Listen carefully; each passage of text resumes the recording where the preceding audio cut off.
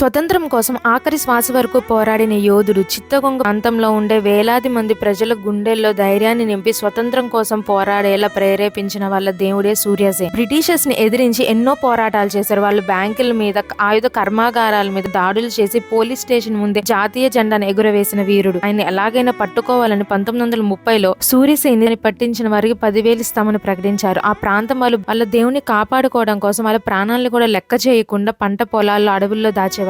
Britishers అక్కడుండే హిందూ ముస్లింల మధ్య గొడవ పెట్టి విడదీసి అలా సమాచారం తెలుసుకోవాలని ఎన్నో ఎత్తులు వేసినా గానీ వాళ్ళ ఐకమత్యం ముందు ఆ ప్లాన్స్ ఏమీ పనికి రాలేదు. ఇక బ్రిటిషర్స్ 3 ఏళ్లు నిరంతరంగా వెతికారు. కానీ ఎవరినైతే ఎక్కువగా నమ్ముతామో వాళ్ళే మనల్ని మోసం చేస్తారన్నట్టు తన స్నేహితుడు నేత్రసేని సూర్యసేన్ ఫిబ్రవరి 16, 1933న బ్రిటిషర్స్ కి పట్టించారు. ఎన్నో చిత్రహింసలు పెట్టి జనవరి 12, 1934లో ఉరితీశారు.